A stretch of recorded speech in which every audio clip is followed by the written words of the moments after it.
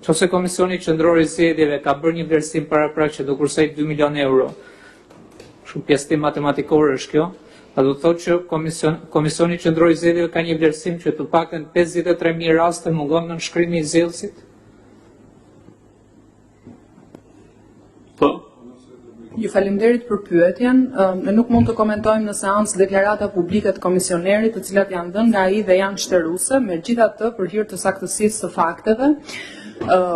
E para nuk lidhet as pak me të dytën. Pra, kursimi në buxhet, se nuk mund ta nxjerrim as pyetjen dhe as përgjigjen e tij nga konteksti, ishte në kuadër të procesit të rinumërimit të një numri të madh kutish në fakt në qarqe të ndryshme për shkak të procesit ankimor. Pyetja e gazetarëve ishte nëse Komisioni Qendror i Zgjedhjeve do të angazhojë patjetër buxhet edhe për marrjen e masave për të realizuar rinumërimin.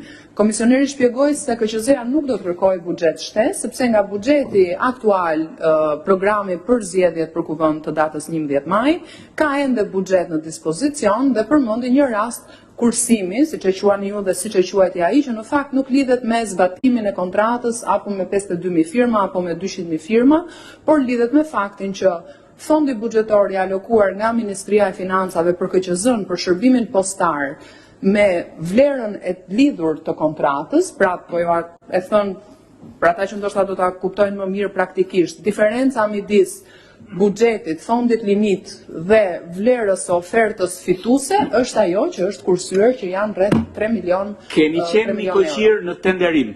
Po, eksakt. Nuk ka lidhje me procesin tonë. Po, domethënë, a është duke bërë Komisioni Qendror i Zgjedhjeve, a mund ta konfirmoni që Komisioni Qendror i Zgjedhjeve është duke bërë vlerësim të dokumentacionit që ka paraqitur DLE-a për raste që mungon nënshkrim ose ka vizë dhe pikë në mënyrë që ato zarfe mos paguhen me koston 37.5 euro për zarf zgjedhor? KQZ-ja do të vijojë me zbatimin e kontratës për mbushjen e detyrimeve kontraktuale sipas dispozitivave të kontratës. Unë nuk mund të komentoj çështje të pagesës ose jo dhe as artikuj portalesh.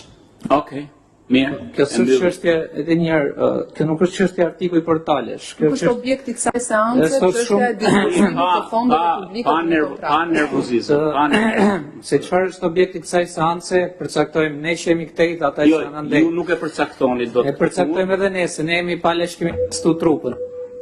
Po mos e fik tani se mos bëj pasi tani fikesh mikrofonin. Çfarë ke këtë? Kujton se s'tas do pa mikrofon. Po lër mikrofonin tani se po flas. Kjo është çështje nuk ka të bëjë thjesht me kursim, po ka të bëjë me çështje e integritetit procesit. Të lutem, duhet rivendoset qetësia në sallë përpara se sa të vijojmë. Qetësia dhe komunikimi korrekt me njëri tjetrin. Këtë seancë e drejtoj unë dhe fjalën ja jap unë pjesëmarrësve. Nuk jemi në pazar, jemi në një seancë serioze të institucionit. Jo, nuk e hap mikrofonin derisa të qetësohesh, duhet të qetësohesh. Jo, po flet nga vendi pa leje. Kjo tregon nervozizëm. Duhet të qetësohesh dhe të përgatitesh mos krijosh incidente sepse nuk janë të mira për procesin.